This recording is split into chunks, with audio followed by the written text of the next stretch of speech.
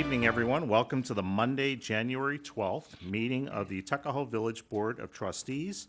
And I will now ask if everyone would please stand for the pledge to the flag and also just remain standing after the pledge. We're going to have a moment of silence to remember the victims of the terrorist attacks last week in France.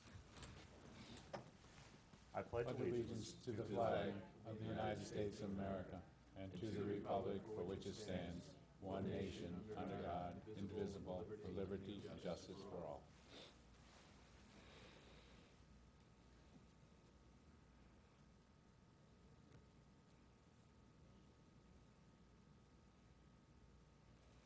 Thank you. God bless America, too. Will the deputy clerk please call the roll? Trustee Giordano. Present. Trustee Quigley. Present. Trustee Luisi. Present. Trustee Alfasi. Present. Mayor Eklund. Present. Sick, but present. So I'm going to try to, I apologize if I'll be blowing my nose all throughout the meeting tonight. There are no appointments tonight.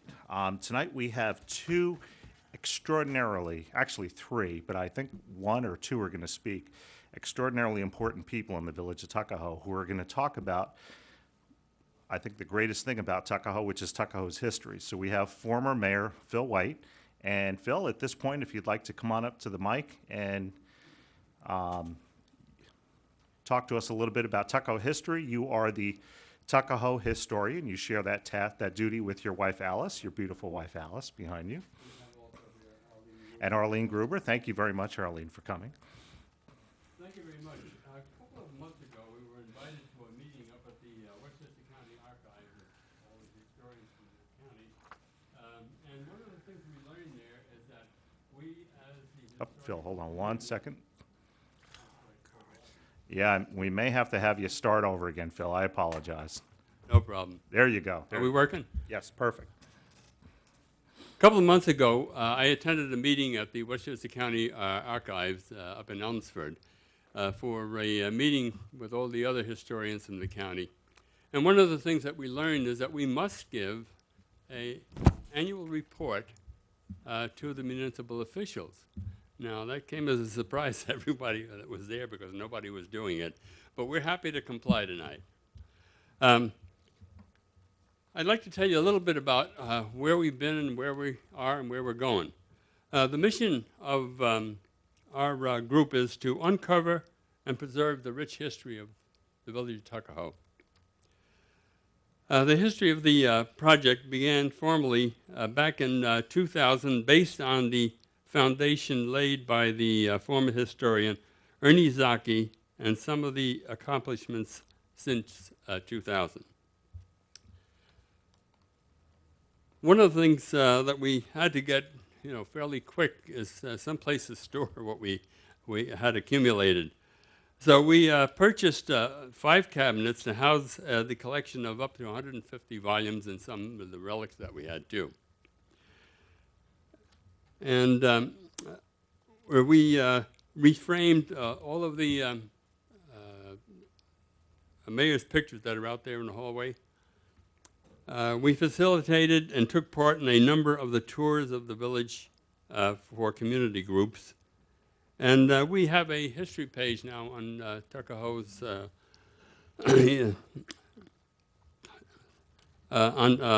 Tuckahoe's webpage, and that can also be seen on the town's webpage.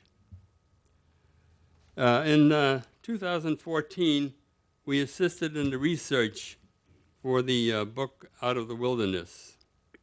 The 150th anniversary of the town, it should be 350th anniversary of the town, of Eastchester and, of course, the villages of Tuckahoe and Bronxville, was researched in part in the archives here in Village Hall. We had a number of people that came through that were looking for information. The legacies, landmarks, and achievements show that was on display at the Osias Gallery on the campus of Concordia College was in part research from the archives also here in the village of Tuckahoe. The show was on from September 4th to November 9th, and over 1,600 people visited that show. I think you were there the first night, too. Yes, that's correct. And in December, which is last month, the Tuckahoe portion of the show, including photographs of the marble industry, the uses of Tuckahoe marble in art and architecture, and a diorama of a working quarry was put on display out in the hall here. And of course, those photos of the bus that were made by John Frazee in the back. Upcoming, we would like to have an open house with your permission some day or evening to display everything and have people come in, view it, and we could give them also a walking tour of it.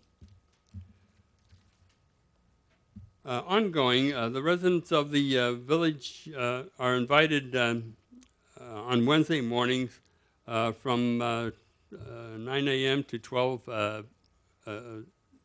p.m. when the committee is working and available to give additional information and accept donations of artifacts and copies of photographs to add to the archives. And one of the things that we really enjoy is getting written memorandums or memories that we'd like to encourage groups and also, former residents and to submit those memoirs. So some of the needs for the future, a projector and a laptop for community presentations. We've given talks to some of the service organizations, so this would be something that would be a better type presentation to be made. We also need additional volunteers for weekly additions to the collections, help with outreach events, and archiving tasks. Also funding for mailing, framing, and storage, and as was mentioned, memories and stories from present and past residents. There was a memory that I'd like to relate to you, take a few minutes. It was a story about a little old lady that told us, as a child, her mother used to make bread dough, and the mother would carefully place it in a little wagon, and the little girl would take it down here to Columbus Avenue, where they had these stone ovens, and for a nickel a loaf, they would bake it. There's a week's loaf of bread done in about an hour or so. So that's the type of memories that we have, and people would like to go through some of those. They certainly are welcome.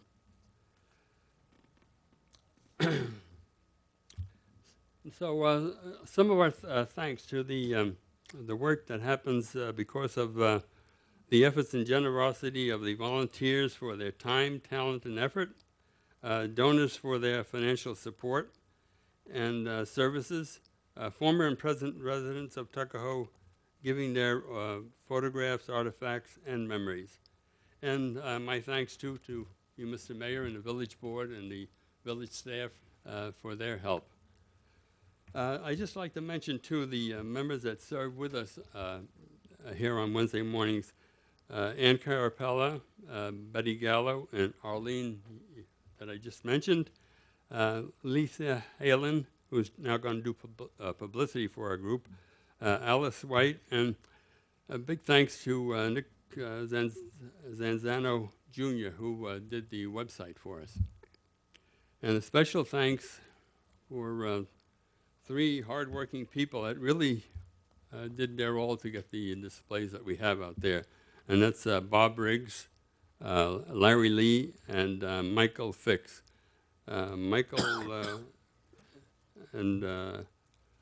has been in here a number of times along with Richard Foliano to do some of the research along with a lot of others. And our special thanks to Greg Luisi, who is our liaison and is converting a lot of VHS tapes to DVDs. So we'll be pleased to answer any questions you might have. Well, I just want to say that, especially after wrapping up the Eastchester 350th, when a lot of the artwork came here, and you had asked if it was okay to go ahead and replace some of the photos that we had here for the 12, 13 years that I've been sitting in this room, and I was happy to oblige. And now, especially in the hallway, it's almost like you have this museum feel. I think it's really wonderful. So it's beautiful. I think they did a wonderful job. I was just standing out here, amazed at looking at some of the old marble photographs of the old marble quarries, one of which is in my backyard. So great job. You own part of Wonderful that job. quarry. Pardon me? You own part of that quarry. Well, as a resident, we all own part of that quarry. That's true. But yeah, beautiful job. I can't thank you enough. And watching the old movies that Ernie Zaki put together, may he rest in peace. It kind of tugs at my heartstrings a little bit there to watch that. It's really neat. Yep. So thank you very much. All right, before I sit, I just want to show you a couple of recent acquisitions. This one here is a civil defense hat during World War II. The early days of the war, nobody knew what was going to happen. So this fellow wearing this hat would go down the street, and if he saw any light emitting from that building, he would raise a noisemaker, and if they didn't respond, they knew what that noisemaker meant. If they didn't respond, he'd be knocking on their door. So that was one of the things. And this is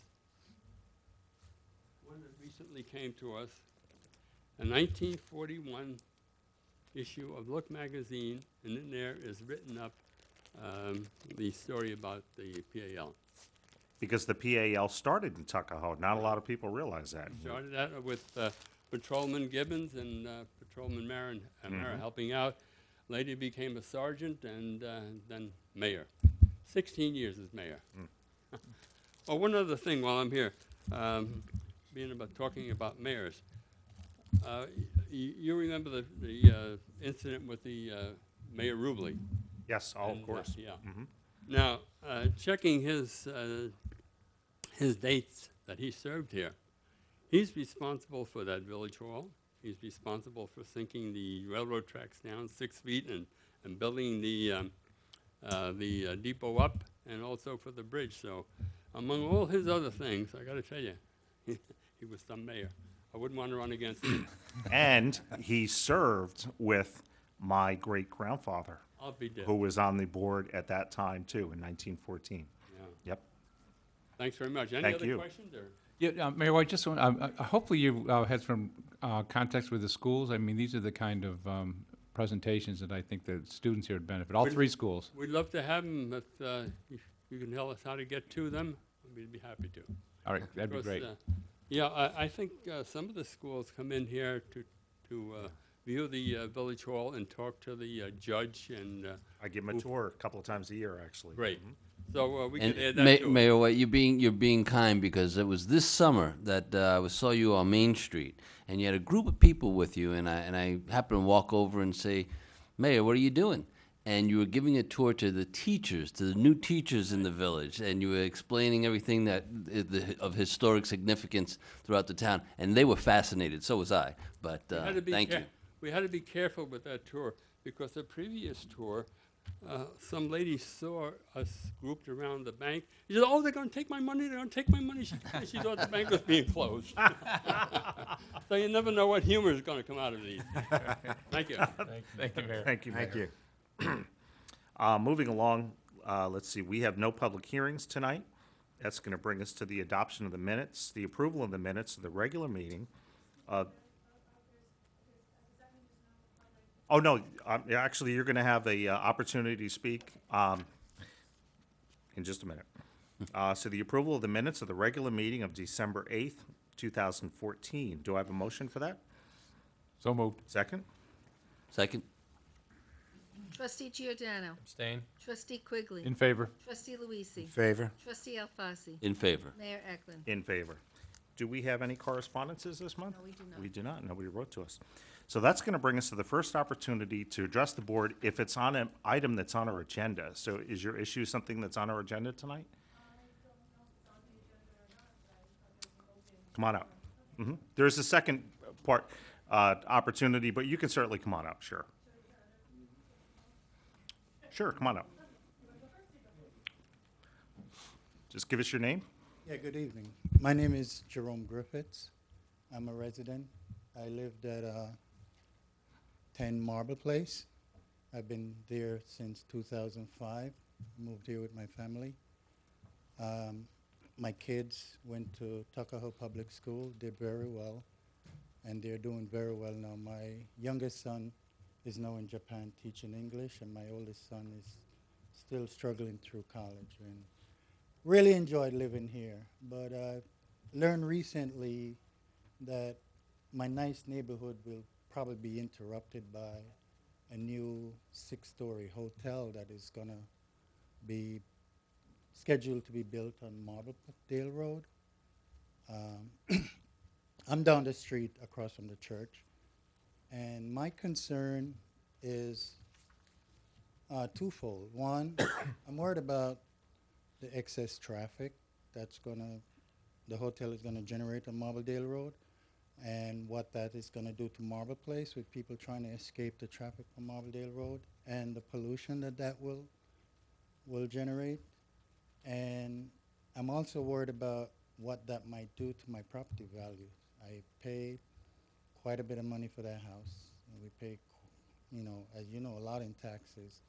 And I'm concerned, I don't know what's, the trustee's position on this or what your authority to do anything, but I just want to bring this to your attention that it's a concern of not only me, but, my neighbors also, and it's something that we're going to be addressing, and we need our concerns to be addressed.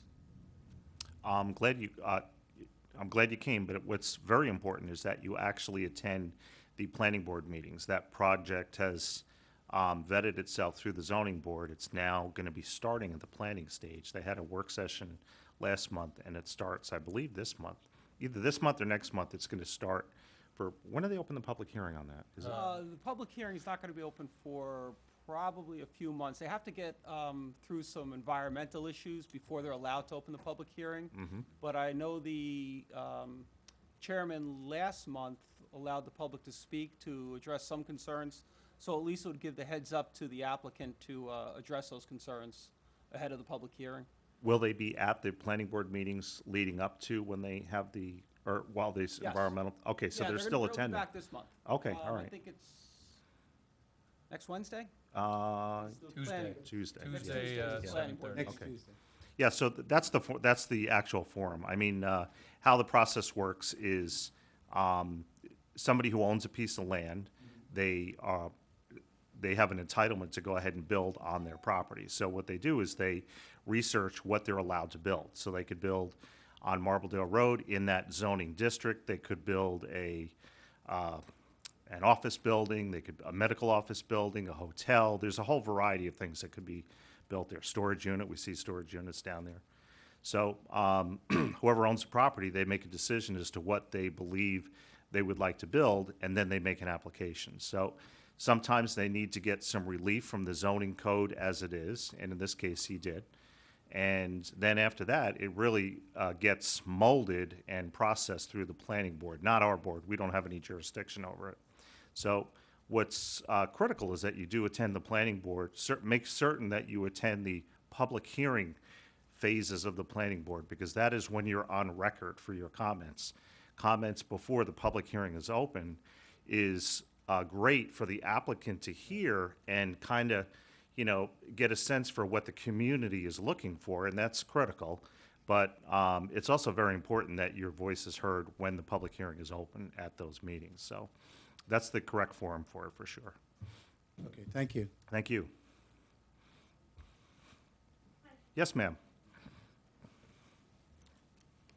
My name is Rachel Zolotev, and I'm here representing Key Martial Arts Westchester Krav Maga, and also the Marbledale Road community. I believe many of you, the trustees, Mr. Mayor, received a packet from the Marbledale Road community addressing the need for sidewalks. I know, Mr. Mayor, we'd spoken about that many a time in front of 109 Marbledale Road, which is actually currently a community hazard.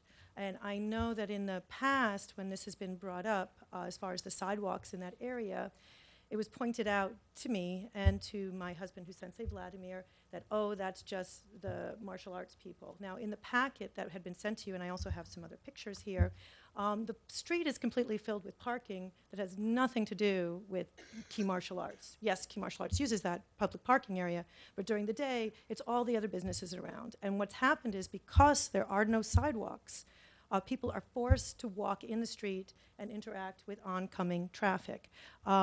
There was a petition put out a few years ago asking for sidewalks and also crosswalks. The crosswalks were finally put in about almost 2 years ago when unfortunately a poor pedestrian was hit by a car. And we are afraid, terrified actually, that the same thing is going to happen again. In the packets that were submitted, there were plenty of pictures, and if you go at any time seeing pedestrians being forced to walk in the street. Now, just recently, actually a few days ago with the snow, my husband went down to the DPW because last year, as you had seen in your packets, in the whole month of February, snow was piled all the way from the southern end of 109 Marbledale Road all the way up to 125A at about 6-7 feet high, which was just, and I have the pictures of that. It was actually horrific, and it was that way for a month, including the crosswalk where Jackson Avenue was completely blocked by snow.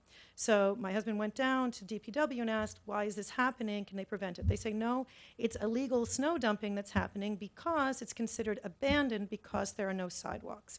Now, sidewalks in that area would solve several problems. Number one, you would increase community safety because right now having people, and as you saw in your packet, you have children and just general residents, and not just people who are working in that area, but people who are coming from Fisher, who are walking down, whether it to be to access the playground at the other end, are all forced to walk in the street. And the traffic is coming, as we all know, at a good little clip because people use it as a cut-through to avoid going on Route 22. So there's a lot of traffic. You now have the cars who wouldn't want to deal with pedestrians, and you have the pedestrians there. If there are sidewalks in that area, then actually a lot of parking situation would be alleviated because people could be very comfortable parking 1 or 2 blocks down and not be terrified trying to walk back up. You wouldn't have snow dumping and you wouldn't have garbage dumping. If you go over right now, there is everything from liquor bottles. I mean, I just walked this just now. Liquor bottles to horrible plastic bags. It is a complete garbage dump. And actually, we're talking about the zoning board meeting that happened for this proposed Marriott Spring Hill Suites. It was actually kind of entertaining because my husband actually took pictures from our martial arts school of weed whacking that was taking place right before the zoning meeting because he took pictures because it was such an anomaly because it had not been weed whacked in that front area for the years before. There had been high weeds, and all of you know that this area. We had spoken about this. Mr. Mayor, we'd spoken about this, and actually Mr. Mayor had offered up to us at our martial arts school to put out $30,000 ourselves, not landowners, to go ahead and install sidewalks for public safety in the public area of the community.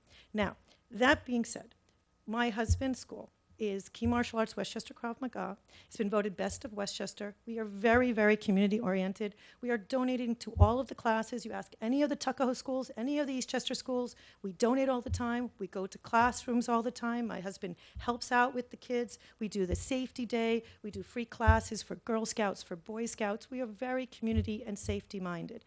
I would think that now, especially with the tax incentives that have been offered to this project, that you, as loving Tuckahoe and the community of Tuckahoe, could be more proactive in protecting your community and for the beautifying of your community, because sidewalks will, in fact, beautify the community in this area, and it will help the entire community, plus it will help any kind of project going forward.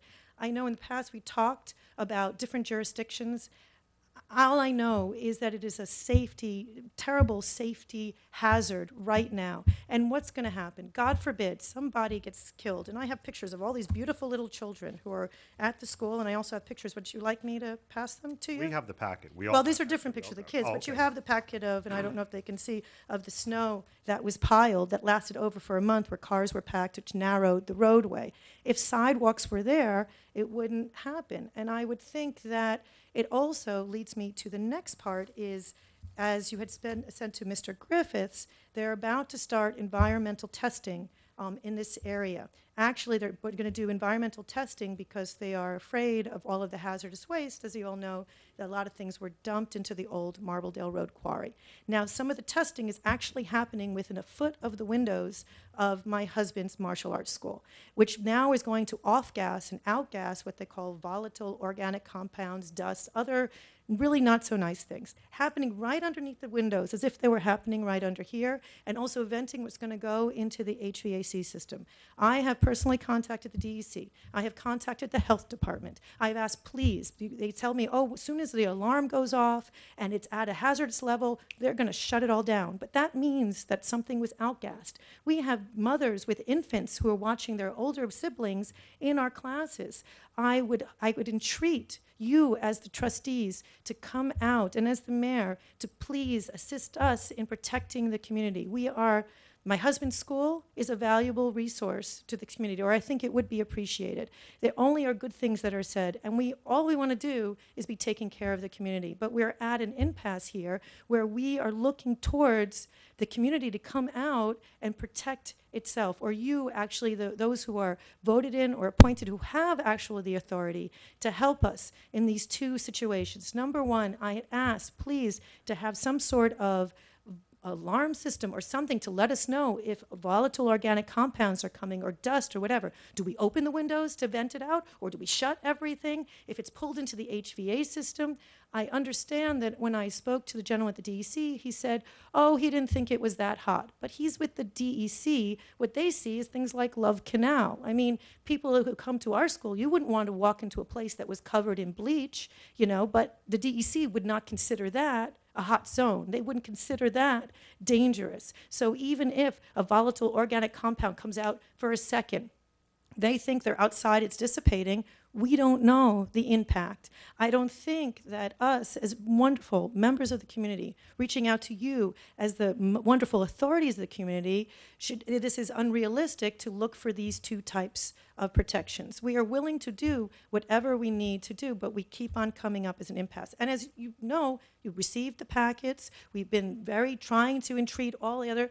Here I am, this many years later, still asking for sidewalks and now asking for further protections on how we can protect the area from these things. So Good. there we are. Okay, all right, good. I'll talk about two issues that you brought up, Thank you. sidewalks and the environmental issue. I'll talk about the environmental issue first, because I really can't speak about it because I'm not knowledgeable on it. I watched the planning board meeting that you were at, and I guess I'm going to ask our village attorney, I know that there is an opportunity. Let me ask you first. There is an opportunity for you to comment.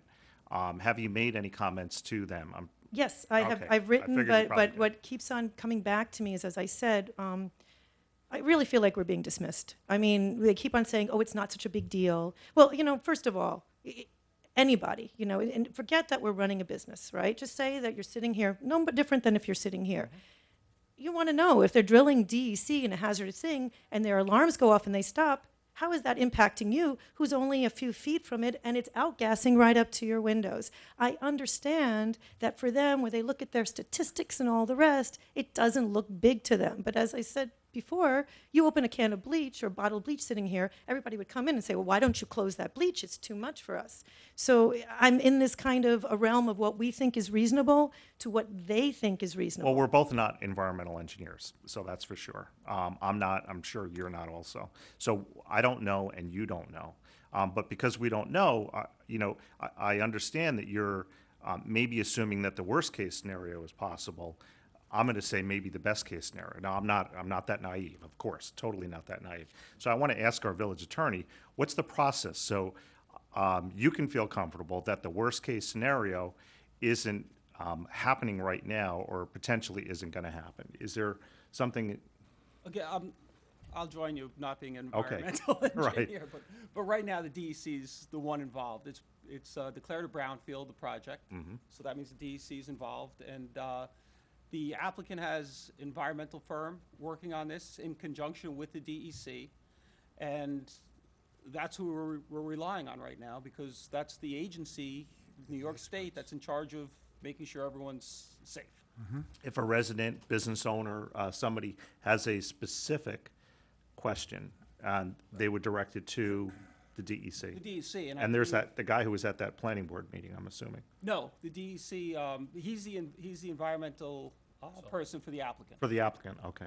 But I understand that the DEC, the contact information, I believe is on our website already, and is down at the Right, that I've library. gotten, yep. Mhm. So that's the person they would have to contact. Have you talked to the DEC? Yes. And also the environmental expert from the Yes. applicant? Okay. And both of them are pretty, as I said, dismissive, because they are saying, you know, and when you were saying you're going to assume the best case scenario, so I have to tell you, because of the situation ongoing with the sidewalks, which has not been a best case scenario. We're going to talk about that one next. No, but I'm just saying, we're already put in a position of not having faith in what's around us, because we already feel that we are being dismissed and things being status quo are just the way they are.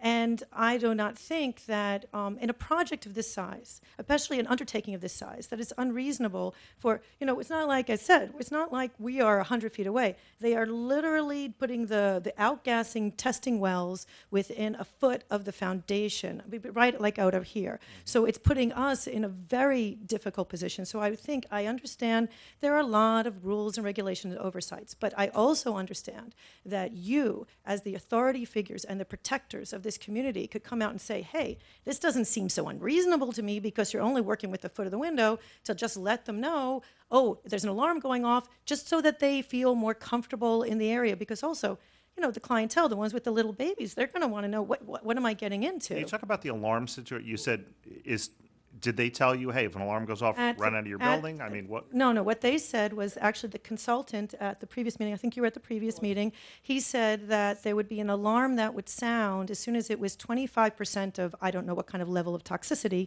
and then they would shut everything down. So I was like, wait a minute. 25%? I mean, does that mean like 100% would have been like you put your whole face inside of gasoline? I mean, what is 25% relative? Sounds pretty high. And he says, he responded that, oh, it wasn't such a big deal because, you know, they're out there too. And I said, yes, but you're outside where it dissipates. If it's coming into my husband's dojo windows, or it's pulled into like this HVAC, you're circulating contained, what does that mean? Even if they say, hey, to them it means nothing, just because you would want to protect your community, just because you would want to have, during a project of this size, which, as you well know, a lot of people are very nervous about digging up that whole area, why wouldn't you want to have people feel calmer and more comfortable that you're being protected, and that, yes, if an alarm goes off, you're going to be told this alarm meant dissipation, so close the windows or open the windows or whatever it be, just so that we feel all of us part of the process, as opposed to them doing whatever the heck they're doing, and then we're all going, you know, and as you said, yes, we are thinking the worst case scenario, but that would go away if we didn't feel like we were being blindfolded and we didn't have any understanding of what's happening. One of the processes in a large application like this is that the village makes the applicant put money up in escrow, so we can go ahead and hire our own people with their money to go ahead and verify what their people are saying. So in essence, what the claim you're making tonight is that their people and the government's people, the DEC, may not be disclosing something that your perception is that it may not be solid data, that there should be a third party, your own or maybe the villages, who would go ahead and verify the information that they're giving you, saying, hey, 25% is an acceptable level. Well, maybe it's, in your mind, 25% is obviously not, or you wouldn't have come down here tonight. So I understand that. So I'll discuss with the attorney to find out if it's possible, and you know, if we are permitted to go ahead and verify what their expert is saying and or what the federal expert is saying as to the process of how they're measuring these levels in close proximity to not just your building, any residents or anyone who's in close proximity to the sites that they're testing. Would you also, I'm sorry, thank you, that would be wonderful. I don't know if there's an official I'm not request. saying that it can happen, but I'm saying we'll Yeah, certainly ask the I'd like to know if there's question. official, I'd also like Yes. to know, It's been addressed, and we're actually looking into that. We're Okay. actually trying to get names, and we'll be speaking to the Oh, applicant that- about Okay. this. But we're definitely talking about this. thank you, and we we're would trying like, to address it. yes, my husband's martial arts school is right there. There are actually two other businesses, I think one other business right under, but then there are also businesses up and down Marble Hill Road, which would like this, you know, would like this information. And we would like to know how the DEC keeps sending us, oh yeah, you can be emailed, but if and as you said, I don't know what 25% means. That sounds very large to me, especially since, my husband only cleans the martial arts school with completely non-toxic things, everything's 7th generation and all of that. So we're completely green where we are. So 25% of anything that would be down there is already, 2% is too much for us. We would like to know through the village if there is something that can be done to better enhance communication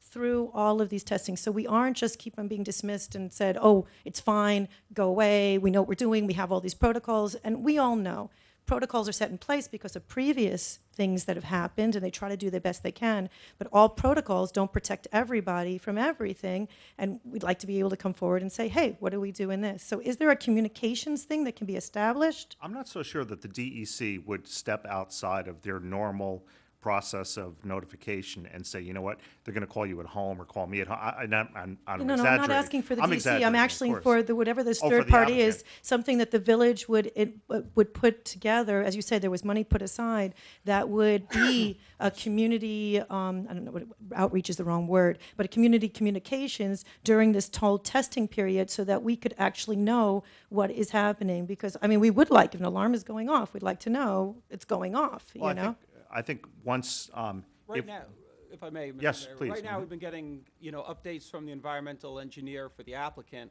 at the work session and also at the board meeting. So that's Okay. twice a month that we've been getting them. So he was at the work session giving us an update, I think, last week. I don't know if anyone from the public was there, but we expect him here next week to give us an Right. So update. when we spoke at the last the last meeting, he pretty much, he's the consultant hired by the developer. So he has no, what do you call that? There's no reason for him to be communicating with us, as far as in his work scope. So we're asking the village to then because of the proximity to the property and where it is. As I said, it's not 50 feet. It's literally, you probably saw at the testing, it literally was dotted within, 6 inches or a foot of the foundation, right under the windows. So this is putting it to us, if it was sitting out there in the farther, we go, okay, we don't like it, we close our windows. But right underneath is very, very frightening to us. So, and I'm sure you can understand why. You wouldn't want it right next to where under your office windows. So so we'd like to know if there's something to be The planning done. board's also very concerned because of your comments, and I know they've been asking him at the meetings, updates, what's going on, so hopefully that. We answers would like to your have something that when they're actually doing the testing and something's happening, that we're informed in real time that that's happening, so that we know. I don't see why would be an issue with them if they say, okay, alarm, so just go shut your windows or open up or vent out, whatever. I wouldn't think that would be, because they're right there. It's not like, they have to call us from across. They're literally right there under our windows. Have alarms been going off? No, they haven't started that testing yet. And the reason I cite the word alarms is that's what the consultant had said. He said, as soon as we get an alarm at 25%, so of course the word alarm is alarming, right? So, you're kind of going, wait, and 25%? 25% of what? That also is quite frightening to me, because that sounds like a big number for, whatever, since of course we are so green where we are. So, and that's another thing. We don't know. There are monitoring wells out there we can see, because as you know, the martial arts school looks over the whole field. So you see monitoring wells that my husband was told it has to do with water flow. I don't know what other work is going on right there. And I think that as a community, it's not unreasonable to ask to be informed of what's happening right underneath the windows. But I understand your concern, but I don't hear that you're not being informed. Oh, right now there is nothing to be informed of. Exactly. It's not happening. So No, we're there's trying a complaint of something that may or may not be happening in the future. Well, no, not really, because I'm sorry, I should back up. When I spoke to the DEC, I spoke to the health department person, and then I spoke to the consultant, right? All of them said pretty much, don't worry about it, it's taken care of, we have our protocols. So that was, to me, very dismissive, and it wasn't just me and my husband and all the rest. So that's what I'm saying. The Marbledale community, we all believe, should be in the loop. Whatever the loop is, we should be in the loop. I know there's a loop going on, and if they're right there at the property, especially since it's happening right under the windows, we don't know when they're going to start the testing. I think that is reasonable information to happen within. I certainly would agree with you that reasonable information would be what, if any, the DEC is a government entity. what protocols they have in place for the situation that you're in. I would imagine the DEC has protocols for neighboring sites that are going through this type of testing. They have to have some type of pamphlet, something to inform the public of what they should do in case there are gases that are emitted or something like that. I know there's the alarms on the property that the, But I understand what she's saying. She's saying, okay, alarm goes off. What do we, the public, do? Do we panic? Do we not panic? Yeah, shut And the that's- windows or open the windows. It's a reasonable question to ask. What do I do, if anything? So I think perhaps this board can ask of the DEC and maybe do a little research on what their existing protocols are for someone in your situation. Thank you. Bill. Not unreasonable. Thank you. Now we'll talk about sidewalks. Okay. The easier conversation, I think. You and I had this conversation when you first opened or not when you first opened it, after you opened your business shortly afterwards. Your business is 125, I believe, 125A? We're at 125A, we're on A, a second right. floor, we're Gotcha. renters. So you're in the Phil Denning building? Yes. and there are sidewalks in front of your building? Yes. Leading right up to the stairwell that Yes. riser, okay. The area you're talking about where there are no sidewalks is in front of 109, which is where the hotel property is. And I also believe you also talk about the non-sidewalks in front of the Smith Cairns parcels. I don't know what their addresses are. So there's 3 sections, really we'll say 2. There is 109, which is the property in front of the hotel, and then there's whatever the address is, the property in front of where the cars are parked for Smith Cairns, and then sidewalks pick up right in front of where Westies is. And that was because when Westies did exactly what this hotel is doing, they built on a partial quarry site. They went through the whole scenario many, many years ago. And the planning board said, you're going to put sidewalks in front of your building. The planning board or zoning board or village board at this time, just like residents as yourself, I'm sure said to the Westies developer, you know what? And we want you to put sidewalks in front of Smith Cairns, the hotel, and go on up the street and put them in front of the mayor's house because his sidewalks are terrible. They can't do that. They can't do that. I can't take taxpayer money and put sidewalks in front of your house or in front of your business if you didn't have sidewalks. That's against the law. I can't do that.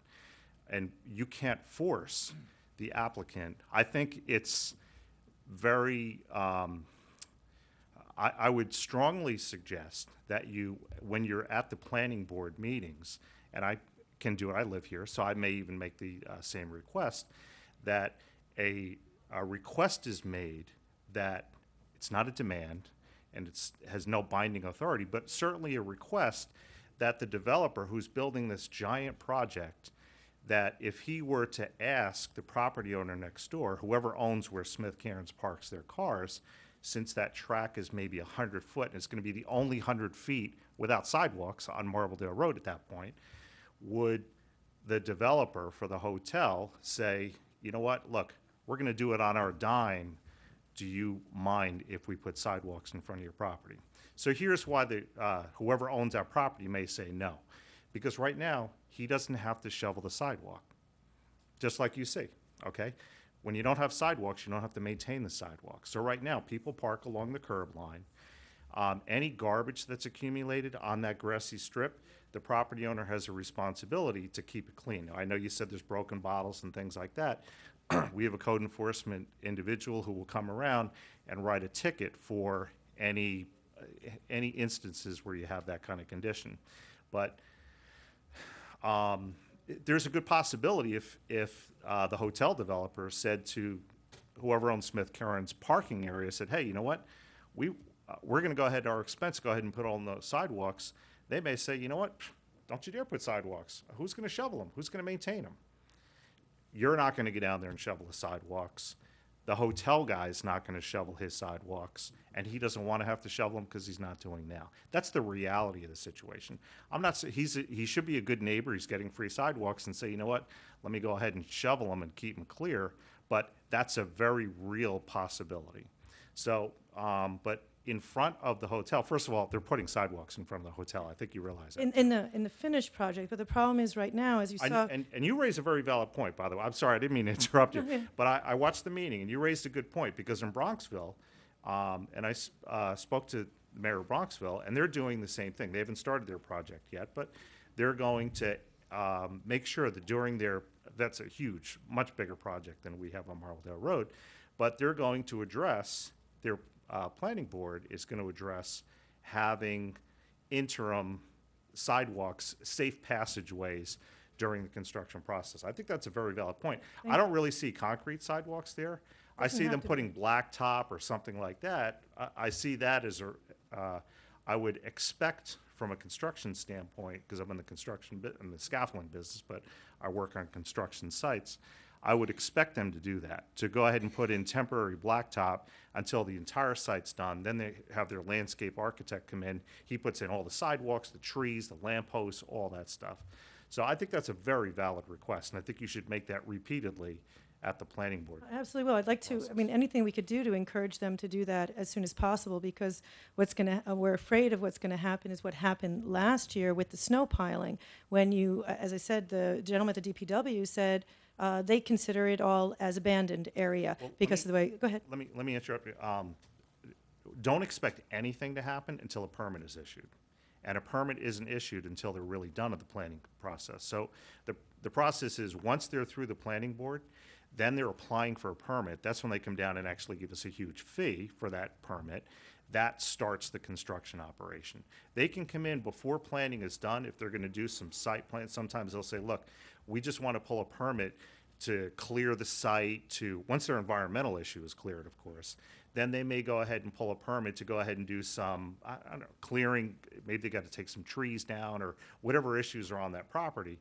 But the actual meat and potatoes of the construction, that won't be until the planning process is done. So I'm just telling you that. Don't expect them to say, hey, great idea, let's do it, because they may never get planning approval and they're not going to build a hotel. So I wouldn't expect them to do anything now. But I guess the question is, I mean, it'd be wonderful if there was some sort of interim sidewalks there or something now, or whether blacktop or even gravel or just something to flatten it out. But also, what can be done to prevent this kind of snow dumping and piling that happened last year? I mean, it was ridiculous. I don't know if any of you saw it, but it went all the way down from where Smith Carnes is, all the way in front of everything in 109, and it was 7 feet high of snow, packed all the way like this. And the gentleman at DPW had said, well, it wasn't just them, it was other people illegally dumping because it's considered abandoned, because of how it's taken care of, because there isn't anything there, and because if you ever walk on that ground, it is all like this, purposely obviously left to, because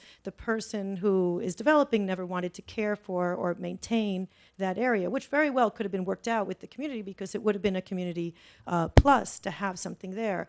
Even just to have, whether the DPW just put down something just to grade it. I don't know. We had spoken about that also, but the issue is that it is a continuously dangerous issue. And the more, probability goes, the more that you have people walking with oncoming traffic that's going fast, traffic at night, with trucks going by, somebody's going to get hurt. And we all know, God forbid, somebody's killed over there, the sidewalks are going right in. Why do we have to wait for that? Isn't there something that can be done to protect that area for safe passage right now, also to protect it so there isn't things dumped? I'm putting it to you because you're all very knowledgeable and you have a lot of expertise on protecting the community. I fall back on the unfortunate answer, which you don't want to hear, and I've said this many times, is that no, here again, I can't take taxpayer dollars and improve your property or my property or somebody else who is in this room's property. That's against the law. You can't do that. So Would any of you entreat the developer to please just straighten out that area so that there isn't snow dumping and garbage dumping, and it's safety for, it's a benefit to the whole community? Let's talk about snow, because the snow you're talking about, I'm going to assume the snow you're talking about is the snow that's plowed from our DPW vehicles, not you're not throwing the snow on the sidewalks, right? I don't know who. I have a picture of it. I don't know I've if you seen it. saw I've seen all the I mean, and photos. it wasn't just a day. It was more than a month, Right. right? That was like that. It's a very dangerous situation. Well, first of all, it's not going to snow this winter because we haven't had snow yet. But okay. That's what that See, was. that's That was the my- big snow in the end of My glass is February. half full, so Regardless, it's I still understand. dangerous. No, I'm kidding, of course. What we did years ago, we used to, before you were even there, we used to get permission from Mr. Slotnick. He's the one who owns the property. We used to get permission to take our big snowstorms and put them all on his property. He gave us the key. We opened the gate. We dumped it all there. Then we got to the point where we weren't allowed to do that. So then we started looking at other sites at one point.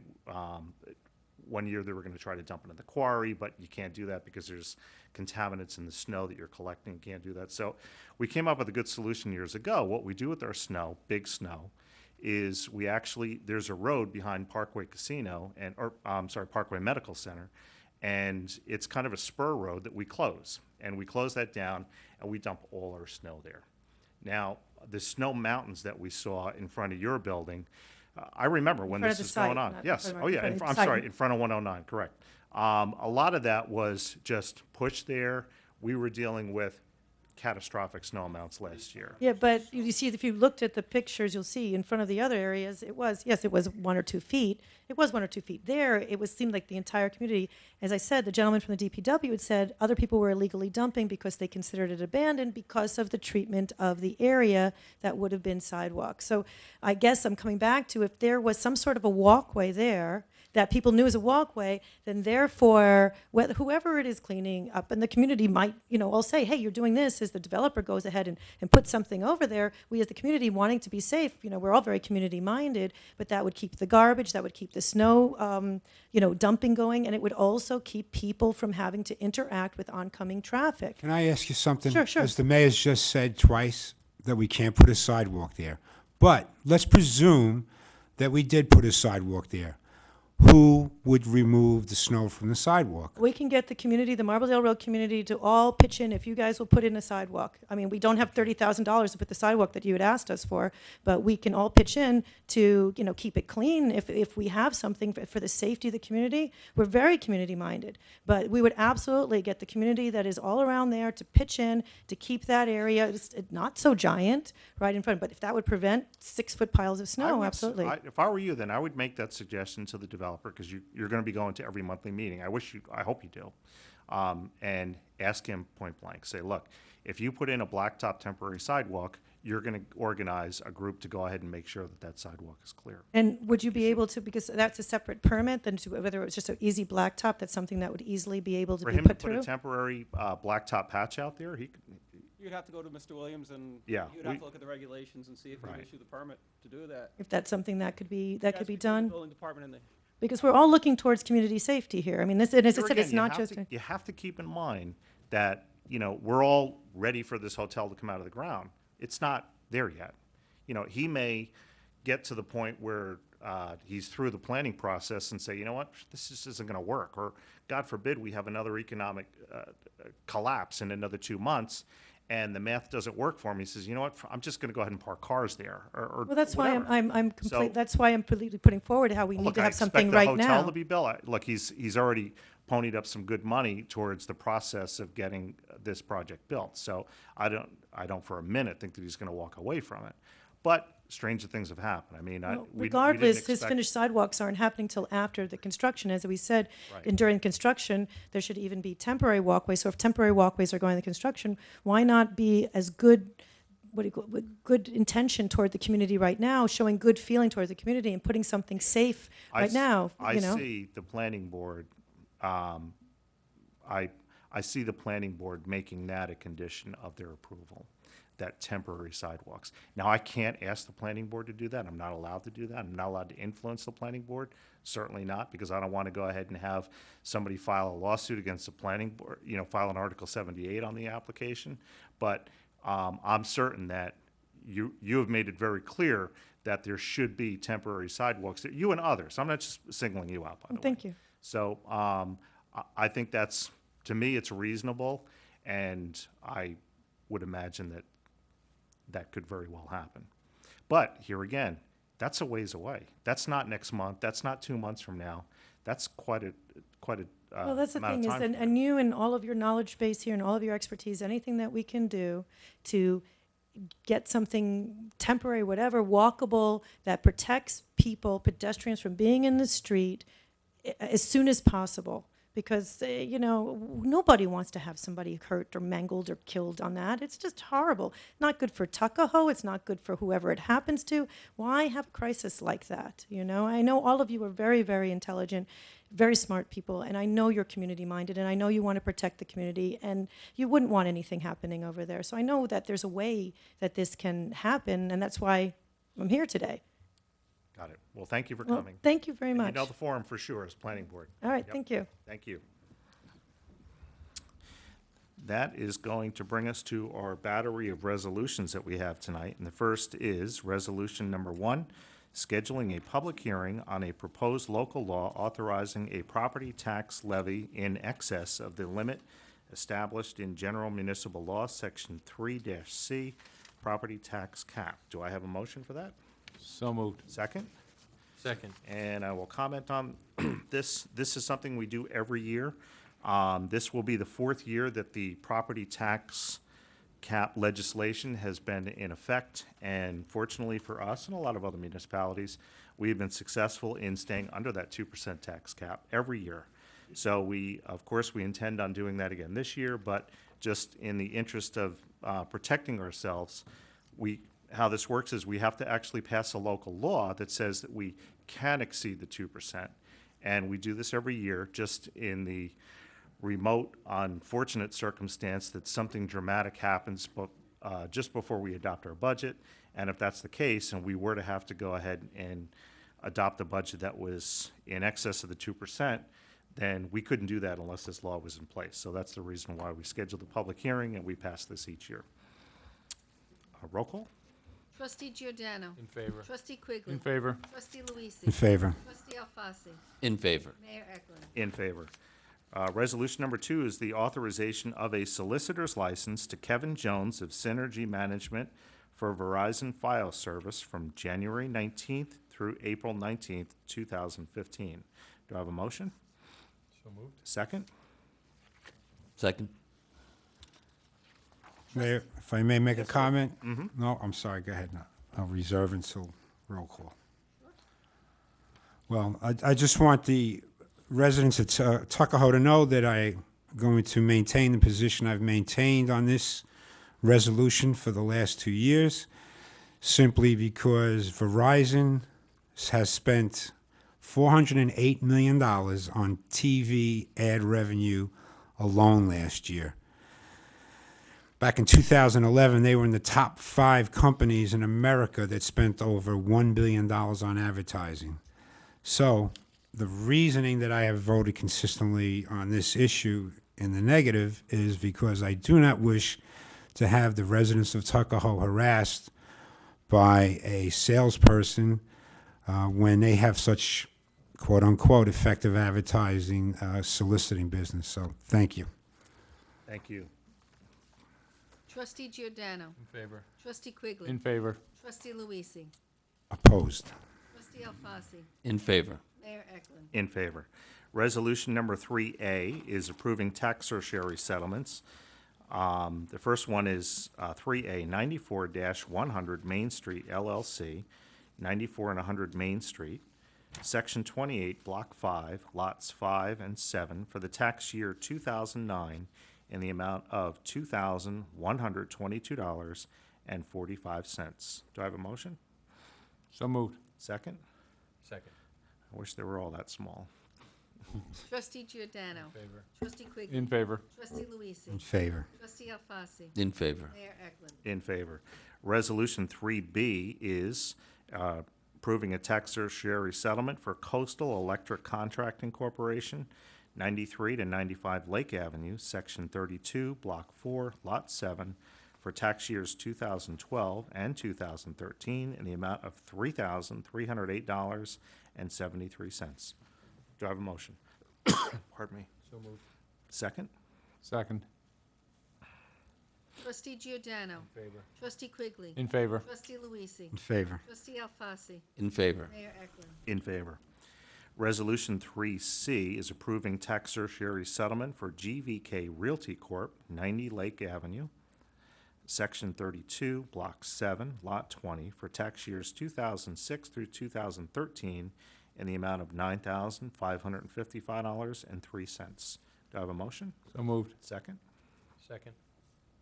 Trustee Giordano. In favor. Trustee Quigley. In favor. Trustee In Luisi. favor. Trustee Alfasi. In favor. Mayor Eklund. In favor.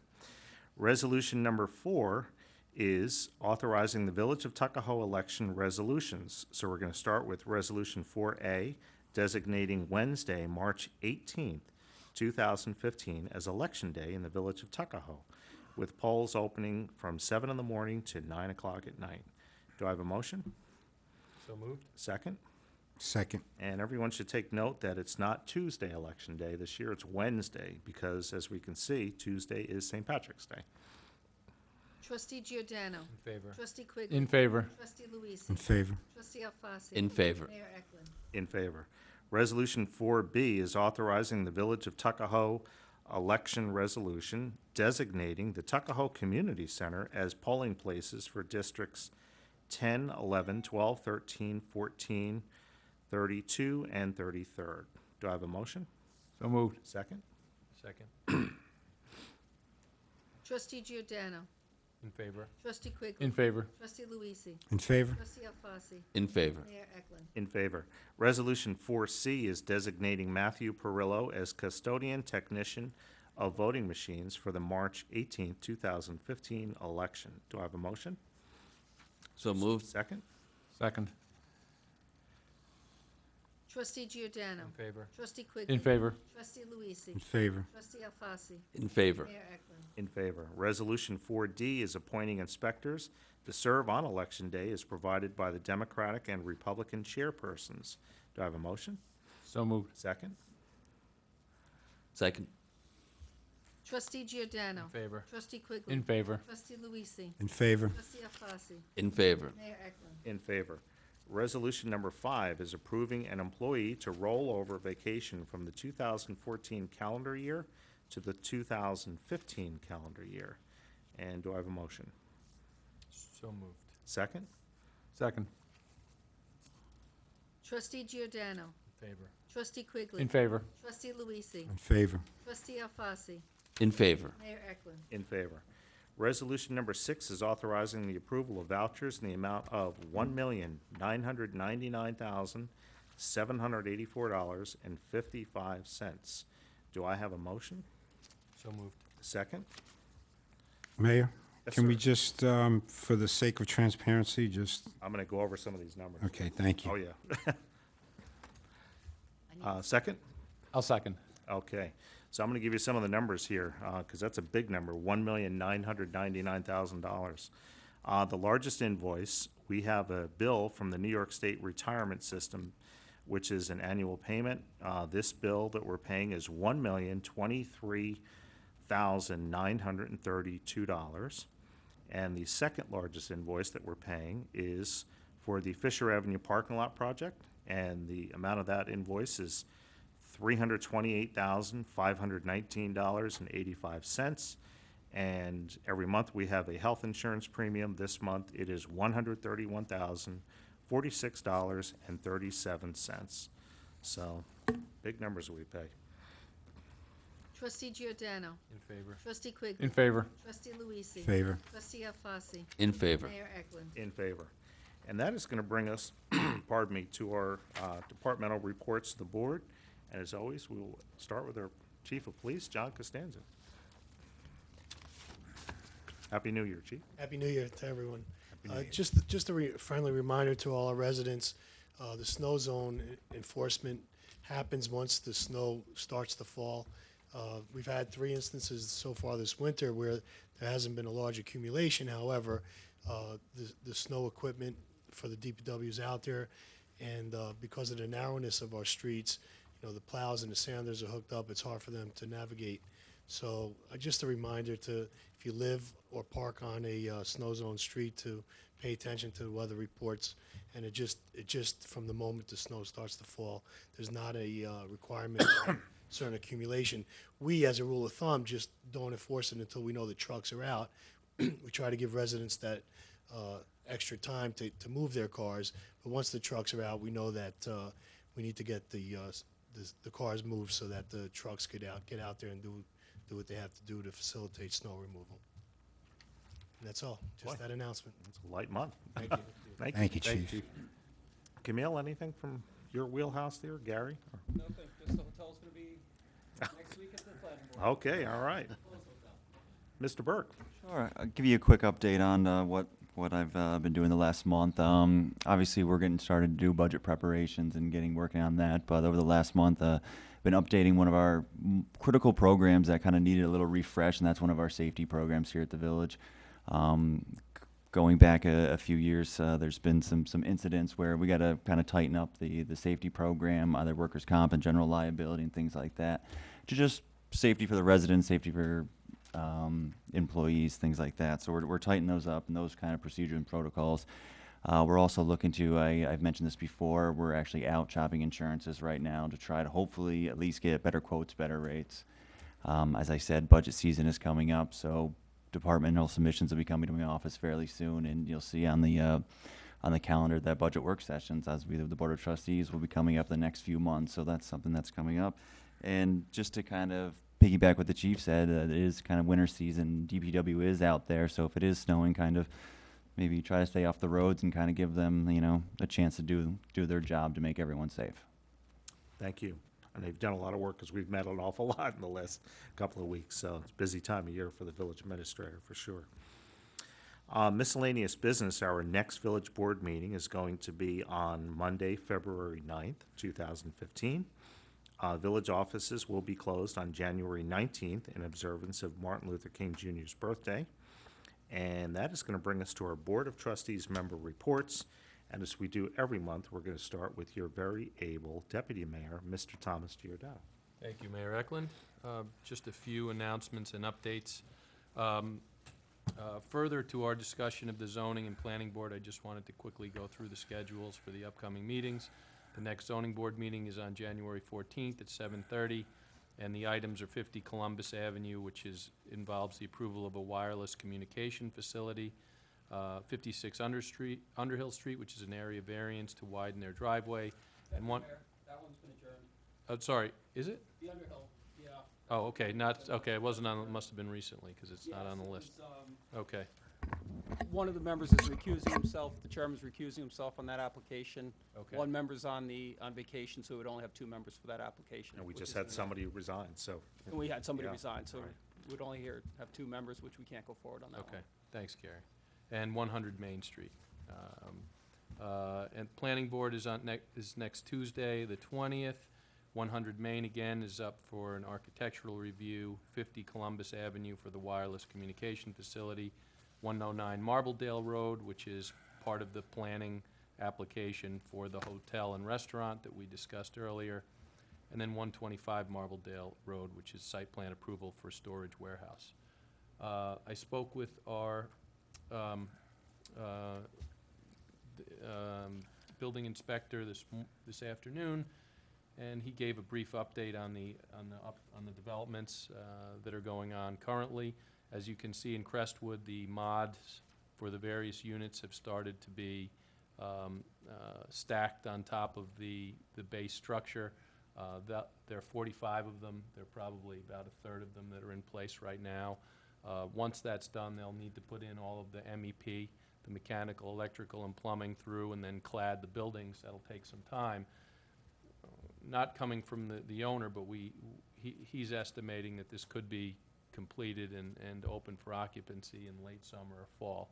And again, that's coming from his estimates, not from the developer or contractor. 100 Main Street, as you can see, the building on the south of the site is coming out of the foundation.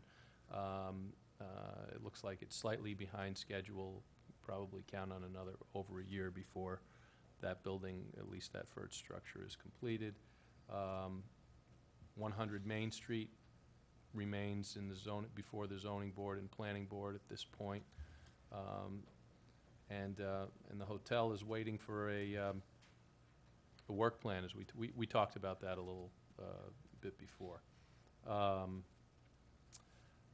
Let's see. I followed up with I wanted to follow up on the MTA. Over the past few months, I've been liaising with the representatives of Metro North to address the ongoing complaint about horns blaring. In August, I did receive some word that they are planning on, over the next years, addressing, updating their public address system, and part of that would be an alternative strategy for advanced customer notification at stations, which would mean that they wouldn't have to sound the horns. Instead, they would be, there would be some type of alert that comes over the PA system, which wouldn't carry for a half a mile, as we know the horn blasting does. So I followed up with Mark Mannix, who is their director of their community relations executive. He said that they had just retained a consultant who will begin on that process of looking at the replacement of the PA system. Their first meeting is expected to happen this month, and he said he would follow up on the outcome of that meeting as to whether or not there's any kind of update as to some type of specification that's going to be put out into an RFP to actually have those that address system updated to eliminate the horns. So I think that there's some progress. I don't think it's anything that will occur in the next couple of months, and you may be looking at something, you know, the next couple of years, but at least there seems to be some activity that's positive. That's all I have, Mayor. So those of us who live in that neighborhood may be able to get a full night's sleep. That's right. That's right. Exactly. Thank you very For our much for children, following up on maybe, that. or children. Right. Thanks for following up on that. Appreciate it. My pleasure. Trustee, quickly? Thank you, Mayor. Big event for the Eastchester Tuckahoe Chamber of Commerce is the Comedy Night that is scheduled now for January 22nd at Fogarty's in Bronxville. They did this a couple years ago. They brought in some comedians from New York City. There'll be 3 comedians coming in this time from New York, one who's done a number of television appearances. I went to the one a couple years ago. It was a lot of fun. It's always a good meal at Fogarty's. It's one set price, $60 to cover the dinner and the show. Again, it'll be January 22nd. It's a Thursday night. And the best way to reserve a spot is to go to the website etcoc.com. They have a PayPal link for anybody who's interested in going. But I think it should be a fun night, and it's a good gathering of the community for this event. Library, just a couple of the big highlights. Movies for January include The Good Lie coming up. They're always Wednesday at 1 o'clock for the adult movies. The Good Lie on the 14th, When the Game Stands Tall on the 21st, and A Walk Among Tombstones on the 28th. The library continues to bring Tuckahoe into the 21st century. There's another computer program called Computer Camp for Adults. It'll be Wednesday the 14th, that's 2 days from now, at 7 p.m., and Thursday the 15th at 1 p.m. Again, it's a chance for you to really learn how to brush up or learn some computer skills.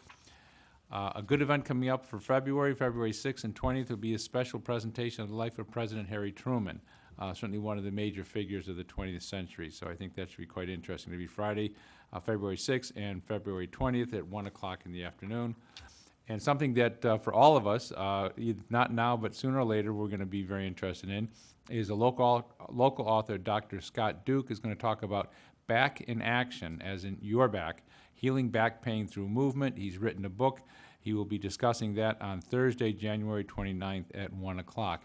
And of course, there's the usual weekly gatherings of storytelling, Lego building, and all the other great events for the kids at the local library. Thank you, Mayor. There's always something going on down there. Thank you. Trustee Luisi. Thank you, Mayor. I'm going to start my report off with the Tuckahoe Senior Center.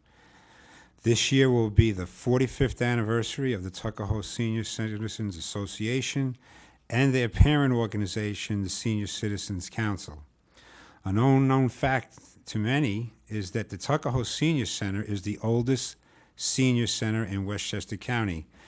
They will be celebrating this anniversary this year throughout the year with special events, including a 45th anniversary luncheon and a 45th anniversary gala to benefit the Senior Citizen Council.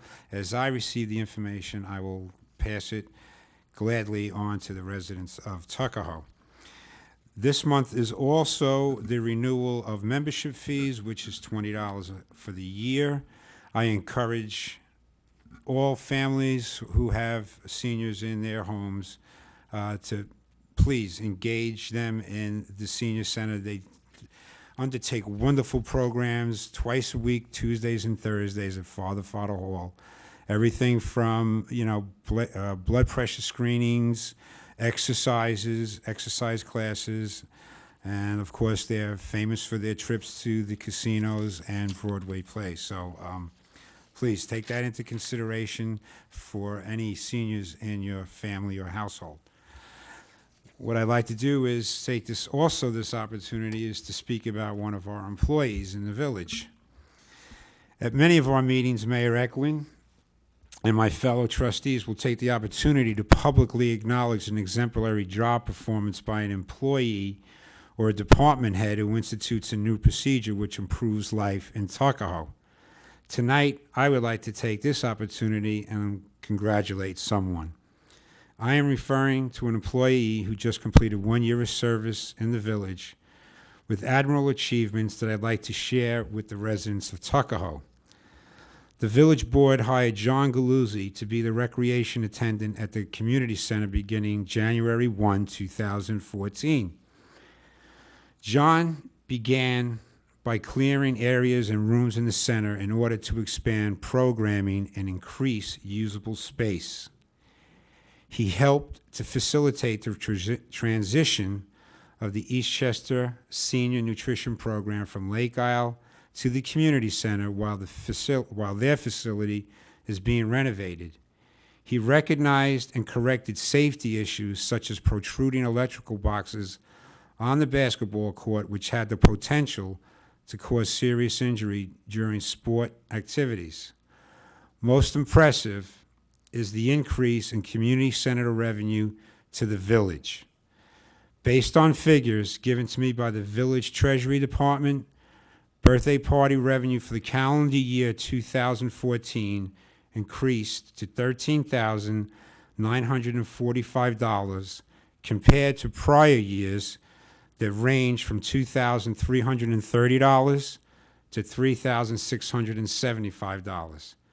To be fair, on Mr. Galuzzi's recommendation of June of 2014, the board increased the long-standing birthday party fees from $80 to $100 to be more in line with comparable venues.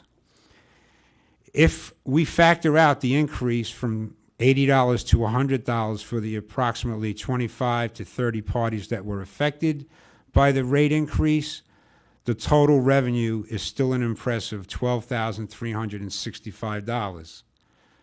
Total revenue increased across the board.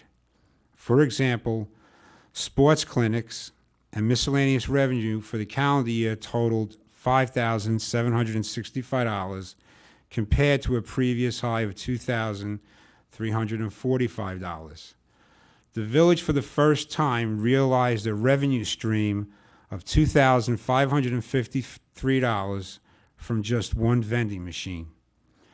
As the village's recreation attendant, John also managed, coordinated, and systemized all our village events, such as the Easter egg hunt, the 4th of July fireworks extravaganza, the Tuckahoe Road Race, and most recently, Winterfest. As we enter the new year, John has many new and innovative ideas that he will be bringing to the community center programs as well as to our various happenings here in the village. On behalf of the residents of Tuckahoe, I congratulate and thank John Galuzzi for a job well done. Thank you, Mayor. Here, I'll second that. That's for sure. That's quite impressive for his first year on the job. So we thank him very much. He's always there, and one of the things that I stop by, at various times, and Johnny's always seems to be there. But what's amazing to me is I'll stop in, go inside, sit in his office, have a little conversation with him. I'm not there 5 minutes, and somebody's walking in. I mean, it's a busy, busy office. And, you know, the way he handles the customers, and let's face it, everyone, all the revenue numbers that you talked about there, those are customers. They're coming, they're actually purchasing time for a birthday party or another event at the community center. And he's just, he's excellent with the customers that he serves down there. So, Sure is. yeah, great job. Thank you very much. And it was nice that you did that, too. Thank you. Trustee Alfasi. Thank you, Mr. Mayor. I don't want to detract from the wonderful epithet that John Galuzzi in his first year, and we all know, and I want to, congratulate John for his first year, and there'll be many, many more. One thing that I know about John, and I've known this about him for years, and certainly in his first year here as an employee of the Village of Tuckahoe down at the community center, is he's passionate about what he does. He really enjoys what he does. He's really passionate about bringing the clients, bringing the customers a good experience, putting the best face forward for all of our residents at Tuckahoe. And it's not just the residents of Tuckahoe. There are other people who use the community center. So congratulations, John. Just tell the residents of Tuckahoe it's winter time. Please be careful out there. If you're like me, you almost slipped and fell this morning leaving the house. Of course, be careful when you with your fireplaces. We like to use the fireplace, but it's also you got to be very, very cautious when you're doing that. So enjoy your winter. Be safe out there. Thank you. Thank you very much. I'm going to just actually close with one item, which is that next Monday is the annual Dr. Martin Luther King Jr. ECAP breakfast, which is going to be held at the Reformed Church in Bronxville, which is at the corner of Pondfield Road and Midland Avenue. They have it there every year. It's a great opportunity. It's one of the best events that I go to each year. It's very uplifting. You know what? It starts promptly at 9 o'clock. This year, I sit on the ECAP advisory committee now, and one of the conversations we had over the last few months was that, some of the attendance in some prior years has maybe dropped off a little bit because some of the years the meeting went on much too long. So we have made a firm commitment that we will be out of that breakfast at 10:59 a.m. It will be a 2-hour breakfast. So there's ample time for somebody to stop in. There's great performers that are there. This year they're honoring the Boy Scouts and Girl Scout troops, our local troops, for all the work they do for ECAP. So I encourage everyone to come on down, and that is next Monday on the 19th. With that, that is bringing us to the second opportunity to address this board on anything at all. Yes, sir. Mm-hmm. Mayor, trustees, Anthony Fiore, 3 Midland Place, Tuckahoe. Happy New Year, everyone. Year. I just got a couple of concerns on Midland Place, right at the corner right there. All 3 lights are out. Now, if you go by there right now, it's like real dark. You mean street lamps you're Yeah, talking the about? street lamps. Okay. On which? Midland and Main Street.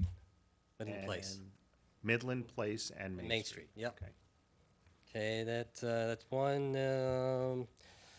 On the corner of Lake Avenue and Armavilla. This street marking right there, there's like a little arrow and it says stop. There was something there before that said stop ahead. Now there's some people stopping right there. They see stop written on the road.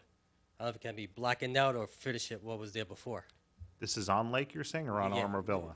It's right there, right at the corner. It's right at the end of Triangle Park. Yeah. Okay. Is that because they paved over it, maybe, when they did that? Yeah, they did Yes, right there. yes. Okay. Because I had a couple here and there, people like stopped right there. I said, whoa. And just one more thing. On Wallace Street, just past Assumption Church, just before the corner, there's a crater right in the road. Right? Pothole. Yeah. Before it started as a pothole, now it's a crater. Okay. Yeah, other than that's it. That's all my concerns for tonight.